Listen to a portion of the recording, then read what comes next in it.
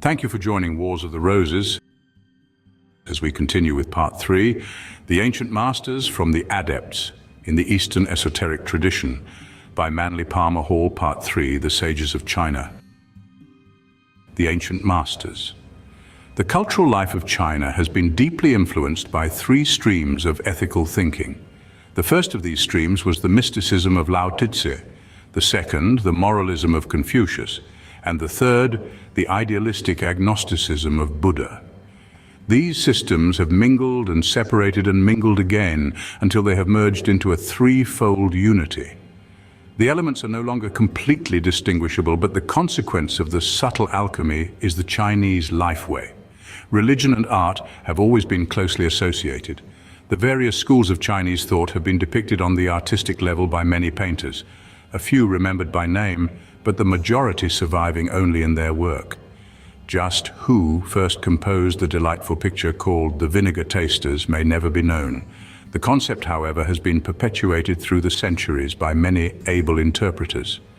Today, the most familiar form of the depiction shows 3 distinguished old gentlemen standing around a vinegar barrel.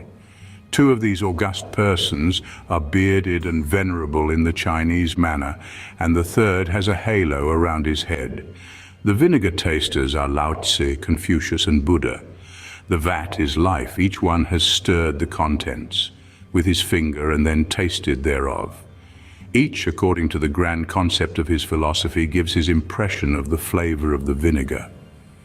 After Buddha has put it to his lips, he declares the vinegar to be bitter. Confucius, performing the same action, then solemnly states the vinegar to be sour, and Lao-tse, after estimating the beverage and rolling it about on his tongue, announces with finality that the vinegar is sweet. From this point on, the interpretation of the picture ascends to the rarefied atmosphere of higher psychology. Perhaps Buddha found existence a little more acid than the facts justified. For the Chinese mind, eager to attain immediate fulfillment, is inclined to seek such peace within the realms of visible dimensions. When Confucius called the vinegar sour, he was making a factual statement. He neither enlarged nor moralized upon the actual flavor of living. There was little over-optimism and less over-pessimism in the convictions of this sage.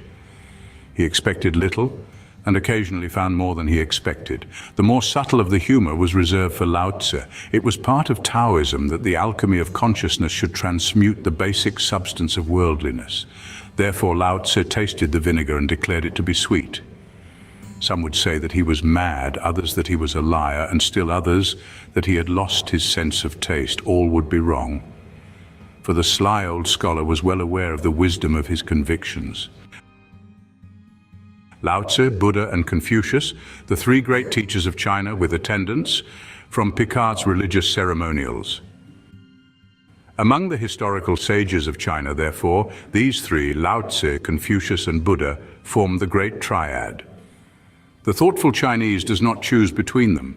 He accepts from each according to personal need and the circumstances of the occasion. If one belief is good, 2 are better, and 3 are best. It is proper, therefore, to recognize the 3 ancient teachers who have been apotheosized by the veneration of ages and are regarded as the real, if unsceptered, sovereigns ruling the empire of reality. Thank you for watching, and please don't forget to share, like, subscribe, and comment. And if you can, please consider donating to Wars of the Roses. Links to PayPal and Patreon are in the description. Thank you so very much.